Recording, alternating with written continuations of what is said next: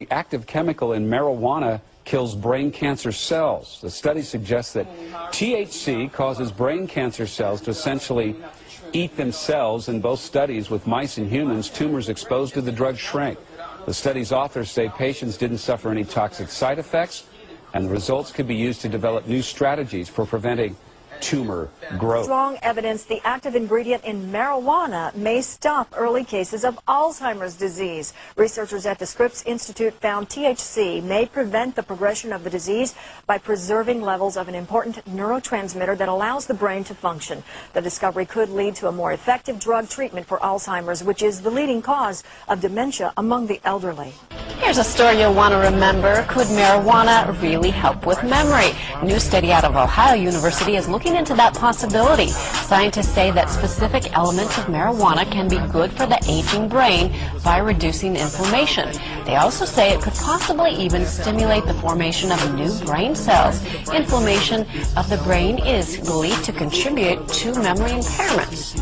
Hundreds of studies suggest cannabis oil specifically has potential. Harvard University did a study where brain cancer was being cured by cannabis oil. But there are roadblocks to continuing that study. We can't use it on humans because basically the government has taken all the rights. Study at Canada's University of Saskatchewan found that a synthetic chemical derived from marijuana actually makes new cells grow in rat brains. Mr. Capehart, after giving rats high doses of the chemical, researchers found a 40% increase in new brain cell formation.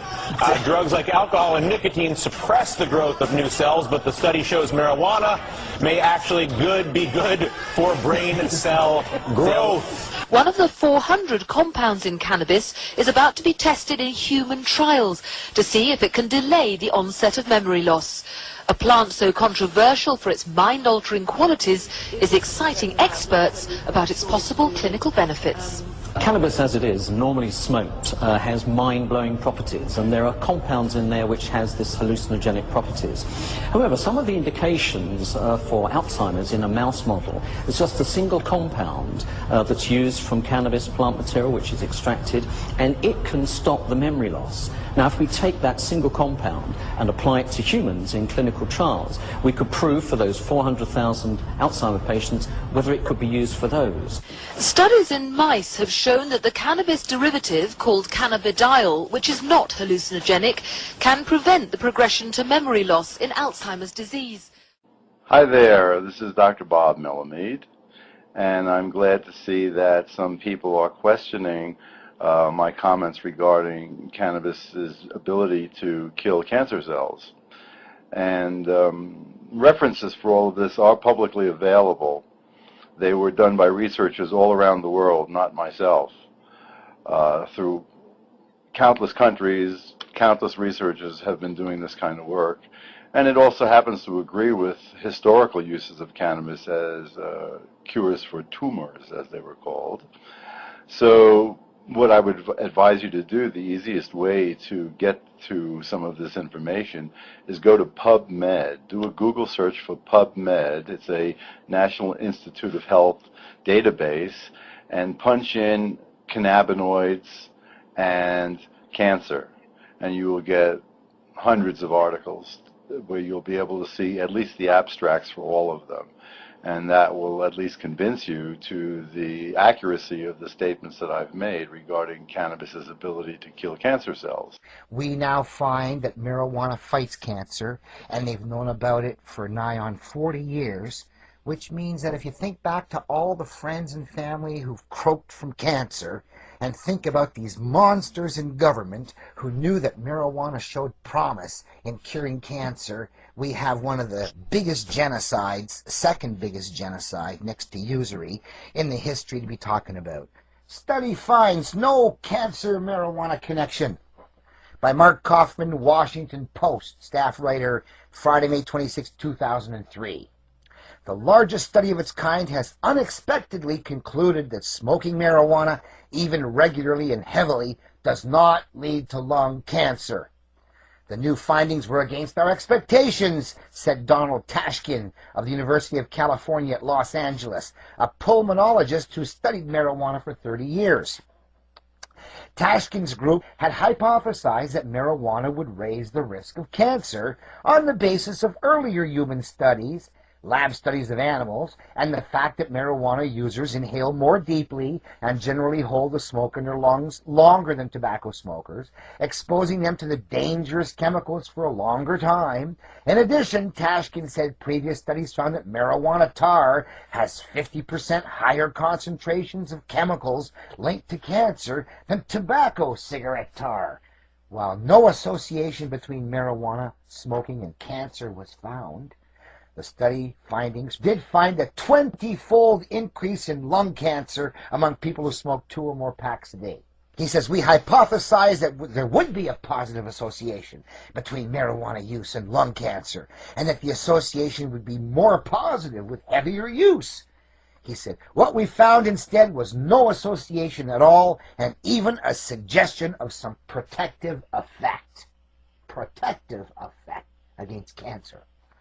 Federal Health and Drug Enforcement officials have widely used Tashkin's previous work on marijuana to make the case that the drug is dangerous. Tashkin said that while he still believes it's potentially harmful, its cancer-causing effects appear to be of less concern than previously thought. Actually, no concern. This is cancer.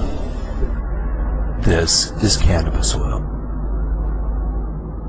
This is cancer on cannabis oil. Any questions? I'd have questions too if I was you. So here's my story. My name's Dave Triplett, and I cured my skin cancer using cannabis oil. Several years ago, I had 2 lesions removed from the tip of my nose. In 2009, the lesions began to return in several places. I went to the doctor, and the doctor gave me a prescription for a cream. He told me to put the cream on my entire face and neck. He also told me to wait until after the holidays to use it because it may cause some redness. I did a Google search for cream and I realized it was chemotherapy.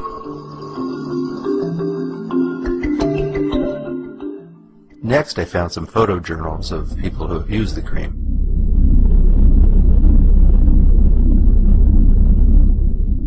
The photos, as you can see, are quite alarming.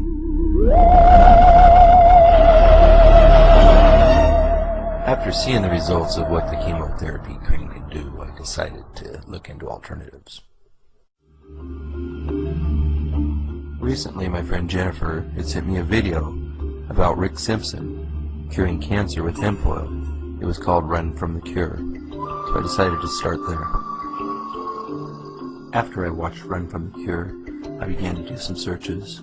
I was really surprised at how much information was available. These are a few of the videos I found. Breast cancer kills more than 41,000 American women every year. Researchers in the San Francisco lab are working to shrink that number, and they're doing it with an unusual weapon, marijuana. It's not just THC. These trichomes contain CBD, another valuable chemical. We're fascinated by this stuff. And what we found is that this compound called cannabidiol was particularly effective at inhibiting aggressive breast cancer. We discovered that despite my training in medicine and science, I had been brainwashed that this substance, marijuana, that in fact it's remarkably non-toxic. There's never been a death from it. And I went from there, and that started me on a long interest in researching this substance. Marijuana may actually help reduce the risk of certain types of cancer. A new Brown University study found long-term pot users are 62% less likely to develop head and neck cancers. This includes cancers of the mouth, tongue, nose, sinus, throat, and lymph nodes. Breast cancer, prostate cancer, pheochromocytoma, lymphoma, leukemia, skin cancer, a whole variety of cancers that in experimental situations, meaning in tissue culture or in animal models, you can in fact show that cannabinoids kill these cancers. Into its bloodstream and was carried to its brain. There it met the cannabinoid receptor evolved so many millions of years earlier in the humble sea squirt. And it just so happened to fit, like a key in a lock. Researchers suggest chemicals found in pot called cannabinoids can have an anti-tumor effect. People are quite excited about the ability of these cannabinoids to kill cancer cells. After a few more searches and watching a few more videos, I decided it was time to get myself some cannabis oil. Because I live in California, I was able to go to one of the dispensaries to get some hemp oil. At the dispensaries, they refer to it as hash oil. It's also called honey oil and cannabis extract. Most people in California, such as myself, refer to it as hash oil. I used the oil for 3 to 4 weeks before I saw any results. Then the results were dramatic. Not only was the oil healing my nose, but it was bringing cancer to the surface that I didn't even know was there. Here are the pictures of my nose being healed with cannabis extract, or hash oil.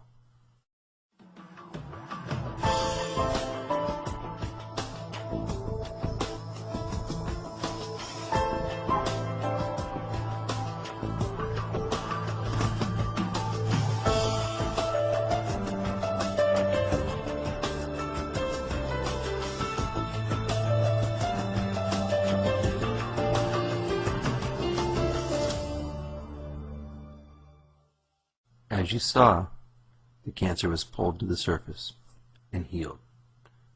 Pretty dramatic. In this side view, you can clearly see the cancer being pulled to the surface and healed. The greenish brown stuff you see is the oil.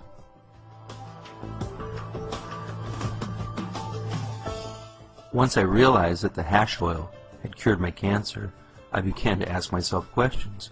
Why hadn't my doctor heard about this? Why hadn't I heard about this before?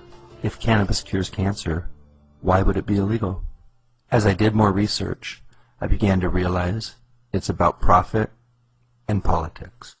But unless big pharmaceutical companies are behind these things, they may go nowhere, is that it? Well, actually, Lloyd, I've had 2 other stories where drugs have shown great promise in the preclinical phase, and because they were orphan drugs and no one picked up, nobody could get the patent on it, they've gone nowhere. Drug companies won't be interested in funding studies for a drug that won't make them a profit. This drug has great promise, so why aren't companies and institutions lining up to get behind it? Because the drug isn't patented, if someone invests in researching it, they're not going to make a profit because anyone can make it. It costs, some say, about $100 million to get a new drug through all the phases of testing onto the market. So it will be interesting to see if this old drug actually gets a new chance at becoming an anti-cancer medication. Typically get this eureka kind of feeling, and it's actually the most exciting thing a scientist can get. I'm not going to have time to go into the history and politics of cannabis. I'll save that for the next video. I can tell you that cannabis used to be a very, very common medication. It was available in many forms. Here's a few examples of antique cannabis medications. This is a homeopathic cannabis sativa bottle. These are some cannabis indica tablets. This is a cannabis indica cough syrup.